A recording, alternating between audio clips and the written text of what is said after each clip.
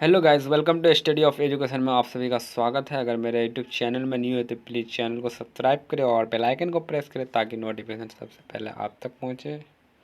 तो हर महीना की तरह इस महीना में भी आप सभी का मंथली एग्ज़ाम स्कूल और कॉलेजों में होने जा रहा है। तो 12th और 11th वाले 9th 10th सबका एग्ज़ाम हो रहा है। तो आप लोग मतलब होने जा रहा है और 10th का और 9th का एग्ज़ाम चल रहा है। तो 12th वाले तैयार हो जाइए। आप सभी का एग्ज़ाम 23 तारीख से है और 12th वाले का एग्ज़ाम फर्स्ट टाइम है। तो पॉलिटिकल साइंस का 11th और 12th का वीडियो अपलोड हो चुका है, तो आप लोग वीडियो को ज़रूर देखें अंत तक। तो अगर मेरे व्हाट्सएप ग्रुप और टेलीग्राम ग्रुप से नहीं जुड़े हैं तो आप लोग इस नंबर पर मैसेज करें, आप सभी को ऐड कर दिया जाएगा। ठीक है गाइज, तो देखते हैं पहला क्वेश्चन क्या कह रहा है। पॉलिटिकल साइंस, तो आप लोगों को 30 क्वेश्चन रहेगा। 30 क्वेश्चन में से आप सभी को 25 क्वेश्चन बनाना है। तो पहला क्वेश्चन क्या कह रहा है, शीत युद्ध के दौरान जर्मनी का एकीकरण किस वर्ष में हुआ। तो एक का जो करेक्ट होगा आपके सामने डी हो जाएगा। इसका राइट आंसर डी हो जाएगा, जनवरी 1991 में हुआ था। क्वेश्चन नंबर 2 क्या करा, संयुक्त राष्ट्र संघ के प्रथम महासचिव कौन थे। तो 2 का जो करेक्ट आंसर होगा आपके सामने ए हो जाएगा, क्या है, ट्रीगिव लाई हो जाएगा। ठीक है गाइज। क्वेश्चन नंबर 3 क्या करा, क्वेश्चन नंबर 3 कह रहा है ताशकंद समझौता कब हुआ था। तो 3 का जो करेक्ट आंसर होगा आपके सामने, 3 का राइट आंसर आपके सामने गाइज सी नंबर हो जाएगा। इसका राइट आंसर सी हो जाएगा, 1966 में हुआ था। क्वेश्चन नंबर 4 क्या कह रहा है, सर्वोच्च न्यायालय ने किस महत्वपूर्ण निर्णय में कहा कि कोई भी संवैधानिक संशोधन द्वारा हमारे मौलिक अधिकारों में कोई कटौती नहीं की जा सकती है। तो 4 का जो करेक्ट आंसर होगा गाइज आपके सामने बी हो जाएगा, गोलकनाथ केस 1967 में। ठीक है गाइज। क्वेश्चन नंबर 5 देखते हैं। क्वेश्चन नंबर 5 क्या कह रहा है, क्वेश्चन नंबर 5 कह रहा है कि संविधान के किस संशोधन द्वारा मौलिक कर्तव्य को जोड़ा गया है। तो 5 का जो करेक्ट आंसर होगा आपके सामने सी हो जाएगा। इसका राइट आंसर सी हो जाएगा, 1976 42वां संशोधन संविधान संशोधन में किया गया था। इसका राइट आंसर गाइस सी हो जाएगा। क्वेश्चन नंबर 6 क्या कर रहा है, क्वेश्चन नंबर 6 कह रहा है देश की रक्षा करने का कर्तव्य किस कोटि में आता है। तो 6 का जो करेक्ट आंसर होगा आपके सामने सी हो जाएगा। इसका राइट आंसर सी हो जाएगा, मौलिक कर्तव्य में आता है, मौलिक कर्तव्य में आता है। इसका राइट आंसर जो होगा सी हो जाएगा। ठीक है गाइज। क्वेश्चन नंबर 7 क्या कर रहा है, क्वेश्चन नंबर 7 कह रहा है चुनाव अंक कोटा निकल कर मतों की क्या है गणना किस प्रणाली के अंतर्गत की जाती है। तो 7 का जो करेक्ट आंसर होगा आपके सामने डी हो जाएगा, अनुपातिक प्रतिनिधि तत्व प्रणाली द्वारा की जाती है। ठीक है गाइज। क्वेश्चन नंबर 8 देखते हैं। क्वेश्चन नंबर 8 क्या कर रहा है, कैबिनेट के मेहराब की आधारशिला किसे कहा गया है। तो 8 का जो करेक्ट आंसर होगा आपके सामने 8 का राइट आंसर बी हो जाएगा, प्रधानमंत्री को कहा गया है। क्वेश्चन नंबर 9 क्या कर रहा है, राज्यों के शासन में किस केंद्र का अभिकर्ता कहा जाता है। तो 9 का जो करेक्ट आंसर होगा आपके सामने डी हो जाएगा, राज्यपाल को कहा जाता है। इसका राइट आंसर डी हो जाएगा, राज्यपाल को कहा जाता है। क्वेश्चन नंबर 10 क्या कर रहा है, क्वेश्चन नंबर 10 कह रहा है राज्यसभा की सदस्यता के लिए कितनी न्यूनतम आयु निर्धारित है। तो इसका जो करेक्ट आंसर होगा गाइज 10 का जो राइट आंसर हो जाएगा तो आपके सामने बी हो जाएगा। इसका राइट आंसर बी हो जाएगा। तो बी देखते हैं, बी आंसर क्या कर रहा है, 30 वर्ष से कम ना हो। ठीक है गाइज, इसका राइट आंसर बी हो जाएगा। अगर मेरे चैनल में न्यू है तो प्लीज़ चैनल को सब्सक्राइब करें और बेल आइकन को प्रेस करें ताकि नोटिफिकेशन सबसे पहले आप तक पहुंचे। और आप सभी को बता दूं कि मेरे चैनल में जल्दी से जल्दी 1K सब्सक्राइब पूरा कीजिए आप सभी। और फ्री में PDF पाने के लिए आप लोग मैसेज करें व्हाट्सएप में, तो इस नंबर पर मैसेज करें, आप सभी को फ्री में PDF दूंगा मंथली एग्ज़ाम का, ओनली फॉर फ्री PDF। और 12th वाले अगर PDF या नोट्स से लेना चाहते तो आप लोग इस नंबर पर मैसेज करें, आप सभी को 199 में वन पेड पे आप सभी को अभी से लेकर एग्जाम तक डेली आप लोगों को PDF दिया जाएगा। ठीक है। क्वेश्चन नंबर 11 क्या कह रहा है, क्वेश्चन नंबर 11 कह रहा है विकेंद्रीयकरण किस शासन की विशेषता है। तो 11 का जो करेक्ट आंसर होगा आपके सामने 11 का राइट आंसर बी हो जाएगा, क्या है संगतमक क्या है संगमात्मक शासन। ठीक है। क्वेश्चन नंबर 12 क्या कह रहा है भारतीय संविधान की किस सूची पर केंद्र और राज्य दोनों विधिकाएँ कानून बना सकती है। तो 12 का जो करेक्ट आंसर होगा आपके सामने 12 का राइट आंसर आपके सामने सी हो जाएगा, समवर्ती सूची बना सकती है।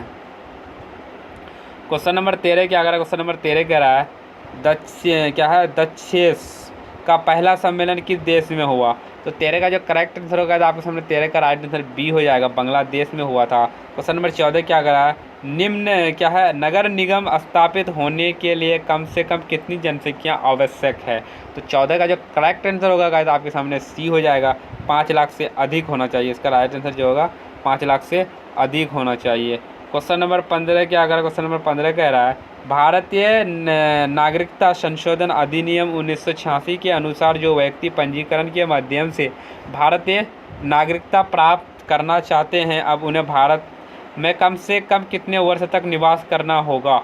तो 15 का जो करेक्ट आंसर होगा तो आपके सामने 15 का राइट आंसर डी हो जाएगा, 10 वर्ष तक कर सकता है। क्वेश्चन नंबर 16 स्टार्ट करने से बता दूं अगर मेरे चैनल में न्यू है तो प्लीज़ चैनल को सब्सक्राइब करें और एक प्यारा सा कमेंट करके बताएं कि आप सभी को वीडियो कैसी लगती है। क्वेश्चन नंबर 16 क्या अगर हमारी नियोजन व्यवस्था किस विचारधारा पर आश्रित है। तो 16 का जो करेक्ट आंसर होगा आपके सामने 16 का राइट आंसर सी हो जाएगा, लोकतांत्रिक समाजवादी में। क्वेश्चन नंबर 17 क्या अगर किस पंचवर्षीय योजना में गरीबी हटाओ कार्यक्रम को विशेष स्थान दिया गया है। तो 17 का जो करेक्ट आंसर होगा आपके सामने 17 का राइट आंसर सी हो जाएगा। इसका राइट आंसर जो होगा सी हो जाएगा। तो सी होगा पंचवर्षीय क्या है, पाँचवीं पंचवर्षीय योजना 1974 से 1989 है ना गाइस। तो अगर तो ये जो नारा दी गई थी तो उस टाइम में कौन दी गई थी, उस टाइम भारत का प्रधानमंत्री कौन था, तो इंदिरा गांधी था, इसलिए वो ये नारा दिया था गरीबी हटाओ। क्वेश्चन नंबर 18 क्या कर रहा है किस संविधान संशोधन द्वारा नगर निकायों को संवैधानिक दर्जा दिया गया।